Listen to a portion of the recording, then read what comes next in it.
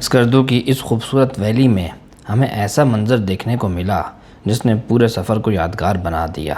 अस्सलाम वालेकुम दोस्तों, आज हम स्कर्दू की एक ऐसी जगह की तरफ जा रहे हैं जो अपनी नेचुरल ब्यूटी और पुरसुकून माहौल की वजह से हर नेचर लवर को पसंद आ सकती है। यह है बाशू वैली।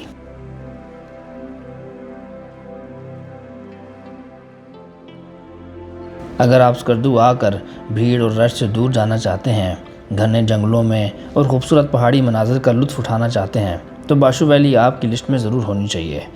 चलिए शुरू करते हैं आज का सफ़र। बाशू वैली के लिए आपने अगर जाना है, आप अगर स्कर्दू से आते हैं तो स्कर्दू से बाशू वैली का जो पॉइंट है जहाँ पर आप अपनी गाड़ी खड़ी करके जीप लेकर जा सकते हैं, उस पॉइंट तक आपका मेन स्कर्दू सिटी से डिस्टेंस तकरीबन 40 किलोमीटर है और आपका स्कर्दू सिटी से जो टाइम लगता है वो तकरीबन आपका 50 से 55 मिनट लगते हैं। आप बाशू के इस पॉइंट तक आ जाते हैं। और अगर आप जगलोड से आ रहे हैं तो जगलोड से आप जब आते हैं तो अस्तक जब आप क्रॉस करते हैं, अस्तक क्रॉस करने के बाद 50-55 किलोमीटर का ये फ़ासला है, तो आप यहाँ पर बाशू के इस पॉइंट तक आ जाते हैं। ये जी बाशू का पॉइंट है। अगर आपने बाशू वैली जाना हो यहाँ से तो ये इन पहाड़ों के पीछे जो है वो बाशू वैली है। ये सारी जीप्स हैं, जीप्स यहाँ से जाती हैं। चेक करते हैं रेंट कितना है यहाँ पे। अच्छा जी, गाड़ी जो है वो हम लोगों ने यहाँ पे पार्क कर दी है। ये बाशू वैली के जो स्टॉप है यहाँ पे हम पहुँचे हैं। बाशू के लिए हमने जीप कर ली है। जीप का रेंट जो है वो उन्होंने आजकल फ़िक्स किया हुआ है, ये 12,000 का ना, तो 12,000 जीप का रेंट है। बस यहाँ से हम ऊपर जो है ना बाशू के लिए जाने लगे हैं। बाशू के लिए जी हम लोग यहाँ से निकल पड़े हैं, अभी जा रहे हैं हम लोग। जीप हमने यहाँ से कर ली है। इनका यूनियन का रेट है, ये फ़िक्स रेट है यहाँ से 12,000 रुपये है। अगर आप स्टे करते हैं तो स्टे करने का फिर क्या करते हैं, अगर स्टे करे बंदा स्टे करेगा तो 15। हाँ, अगर आप स्टे करेंगे तो 15,000 है। अगर आप स्टे नहीं करेंगे तो आना जाना करेंगे तो 12,000 है। तो यहाँ से तकरीबन घंटा 1.5 घंटा लगता है बाशू वैली का।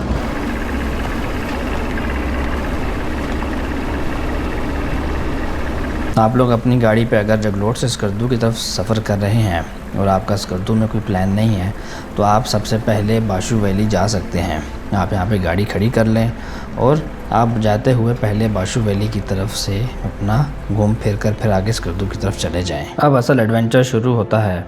मेन रोड को छोड़ने के बाद ये जो बाशू का ब्रिज है, इसको क्रॉस करके आपने दूसरी साइड पर जाना होता है और इस ब्रिज पे एक टाइम पे एक ही गाड़ी क्रॉस कर सकती है। और बाशू जाने के लिए आपके पास 4x4 गाड़ी का होना बहुत ज़रूरी है। जैसे ही हमने ये ब्रिज क्रॉस किया तो उसके बाद आपका जीप ट्रैक शुरू होता है। ये रास्ता काफ़ी रफ़ है और कुछ मकामात पर ड्राइविंग के लिए एक्स्ट्रा एहतियात की ज़रूरत होती है। इस वजह से बाशू वैली अभी भी अपनी नेचुरल ब्यूटी और पुरसुकून माहौल को बरकरार रखे हुए है, क्योंकि हर गाड़ी का एक्सेस नहीं है, सिर्फ आपको जीप के थ्रू ही जाना पड़ता है। इसकी वजह से बाशू वैली की खूबसूरती अभी बरकरार है और इतना रश भी नहीं होता।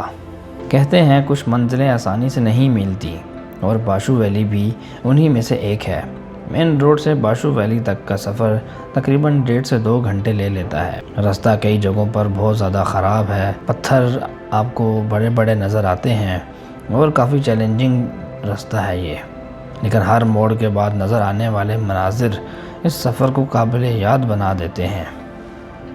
जैसे जैसे हम बाशू वैली की तरफ जा रहे थे, रास्ता मज़ीद चैलेंजिंग हो रहा था। कई मकामात पर रोड इतनी तंग थी कि एक वक्त में सिर्फ एक ही जीप क्रॉस कर सकती थी। जब सामने से कोई गाड़ी आती तो हमें मुनासिब जगह पर रुक कर उसे पहले गुजरने देना पड़ता था। कई जगहों पर दूसरे जीप वाले रुक कर हमें रास्ता दे देते थे। ऐसे लम्हात सफ़र में एडवेंचर का मज़ा और बढ़ा देते हैं।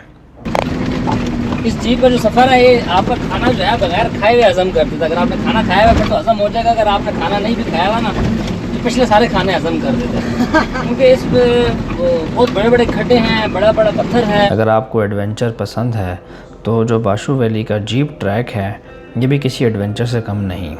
एक तरफ आपकी खाई है और एक तरफ आपके पहाड़। यहाँ पे गलती की कोई गुंजाइश नहीं है।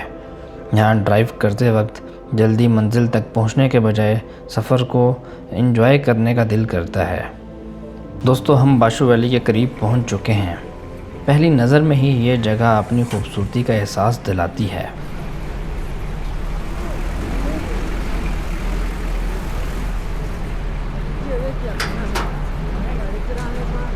पानी की छोटी छोटी नदियों का बहना, ठंडी हवा और चारों तरफ फैली हरियाली बाशु वैली को स्कर्दू की सबसे खूबसूरत जगहों में शामिल करती है।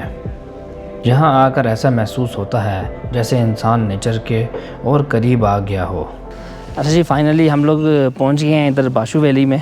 तकरीबन घंटे 1.5 घंटे का ट्रैक है। जीप का ट्रैक जो है वो बरल बहुत ज़्यादा ख़राब ट्रैक है। हम लोग यहाँ पहुँच गए हैं, कोई चाय पीते हैं, पकौड़े वगैरह खाते हैं। उसके बाद हम लोग स्कर्दू ही जाएंगे क्योंकि हमारी स्कर्दू में रिजर्वेशन हुई हुई है। वैसे आप लोग जो है यहाँ पे भी आके रह सकते हैं। जो कैंप्स वगैरह यहाँ पे लगे हुए हैं, ये तकरीबन आपको 2500-2000 बार्गेन करने में मिल जाता है। हट वगैरह चाहिए तो वो आपको 5000 तक मिल जाएगा। तो अच्छी जगह है, पुरसुकून वैली है, सुकून है। आजकल दोबारा ईद का मौका है तो यहाँ पे जो इनका जो हर साल टूर्नामेंट होता है वो टूर्नामेंट भी हो रहा है। अगर आप टूर्नामेंट देखना चाहते हैं इतनी ऊंचाई पे आके एक वैली में, अच्छा तो काफ़ी प्यारा टूर्नामेंट वो इनका हो रहा होता है। जीप का रेंट जो है वो यहाँ आने का 12000 है। यहाँ पे आपने अगर नाइट स्टे करना है तो कैंप आपको मिनिमम 2500-2000 से शुरू हो जाता है, इतने का कैंप मिल जाता है। अगर आप नेचर लवर हैं और आप शोर से दूर रहना चाहते हैं तो बाशु वैली उसमें से एक है। आप यहाँ पे जो ये पाइन ट्रीज़ का जंगल आपको नज़र आ रहा है, इस जंगल के अंदर आप दरख्तों की छाँव में होते हुए ट्रैक भी कर सकते हैं। आप हाइकिंग पसंद करते हैं तो आप इन पहाड़ों पर हाइक करके ऊपर भी जा सकते हैं। इसके अलावा जो ये पानी बह रहा है मुख्तलिफ़ छोटी नदियों की शक्ल में, आप किसी जगह पे इसके पास बैठकर पानी का जो कुदरती एक साउंड है आप वो भी इंजॉय कर सकते हैं।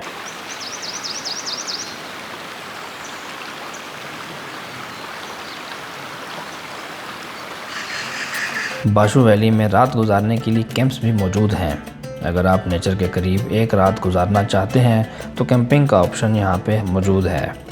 अलबत्ता यहाँ पे खाने पीने की फैसिलिटीज़ काफ़ी महंगी हैं और फूड क्वालिटी भी उतनी अच्छी नहीं है।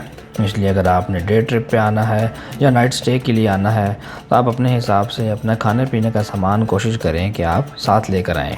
आप घंटों तक यहाँ पानी के पास बैठकर एंजॉय कर सकते हैं। अगर आपको हाइकिंग का शौक़ है तो यहाँ पे इर्द गिर्द जो पहाड़ हैं उनमें मुख्तलिफ़ ऑप्शन है हाइकिंग के लिए भी। आप इन पहाड़ों पर हाइक कर भी ऊपर जा सकते हैं। यहाँ पे आपके पास टाइम गुजारने के लिए काफ़ी कुछ है। अगर आप डे ट्रिप के लिए आ रहे हैं या आप नाइट स्टे करने के लिए आ रहे हैं तो आप कोशिश करें कि खाने पीने का सामान आपके पास मौजूद हो, क्योंकि यहाँ पे फूड क्वालिटी इतनी अच्छी नहीं है। मेरी नज़र में बाशु वैली सिर्फ एक टूरिस्ट डेस्टिनेशन नहीं बल्कि एक ऐसी जगह है जहाँ आप नेचर के साथ अपना क्वालिटी टाइम गुजार सकते हैं। काफ़ी पुरसुकून वैली है और ईद के मौके पे आजकल तो यहाँ पे क्रिकेट का टूर्नामेंट भी हो रहा है। लोग टूर्नामेंट एंजॉय करने भी काफ़ी दूर से आते हैं। अच्छा, पहाड़ों पे अभी थोड़ी थोड़ी बर्फ़ जो है वो आपको नज़र आ रही है। कुछ तो पिघल गई है लेकिन कुछ ना कुछ बर्फ़ इस पे है। इस साइड पे इस तरह थोड़ा सा इन पहाड़ों पे भी हल्की सी बर्फ़ है। पानी अभी उतना ज़्यादा नहीं है क्योंकि अभी प्रॉपर गर्मी स्टार्ट नहीं हुई, क्योंकि बारिशें होती रही हैं अभी भी ना, तो प्रॉपर गर्मी नहीं है, तो इस वजह से अभी तक पानी इतना ज़्यादा नहीं है। बहरहाल एक अच्छी जगह है, पुरसुकून जगह है। आप सारा दिन आके यहाँ पे एंजॉय कर सकते हैं। यहाँ पे आपको टेंट भी मिल जाते हैं। 2000-2500 से टेंट जो है वो स्टार्ट हो जाता है। हट वगैरह आप लेंगे तो आपको 5000-4000 इतने में हट मिल जाता है। आप जहाँ जब भी आएँ, सुबह सवेरे आएँ, सारा दिन यहाँ पे स्पेंड करें, रात यहाँ पे रुकें। और अगर आप हट वगैरह लें तो जिस तरह हट बने हुए हैं तो ये कोई मेरा ख्याल है 4-5 हज़ार तक हट भी मिल जाता है। खाना पीना थोड़ा सा एक्सपेंसिव है और क्वालिटी खाने की वैसे कोई ख़ास नहीं है। अपना खाना वगैरह आप ला सकते हैं तो लें, अदरवाइज़ एक अच्छी जगह है एंजॉय करने के लिए। अगर आप ईद के मौके पर आ रहे हैं तो लोकल लोगों के क्रिकेट मैच का मज़ा भी ले सकते हैं। बुलंद पहाड़ों और खूबसूरत वादी के दरमियान क्रिकेट देखना बाशु वैली के उन लम्हों में से है जो सफ़र को और भी यादगार बना देते हैं। जी आपको दिखाते हैं इनका टूर्नामेंट जो चल रहा है। हर पल को एंजॉय करते हैं। सही आपको देखें शोर की आवाज़ आ रही होगी।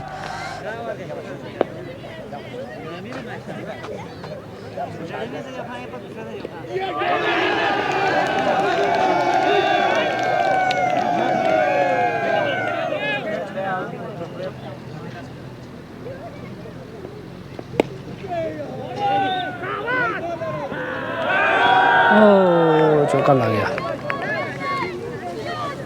अगर आपको वीडियो पसंद आई है तो आप वीडियो को लाइक कर दें, चैनल को सब्सक्राइब कर लें। चलें नेक्स्ट व्लॉग में आपसे मिलते हैं, तब तक के लिए अल्लाह हाफिज़।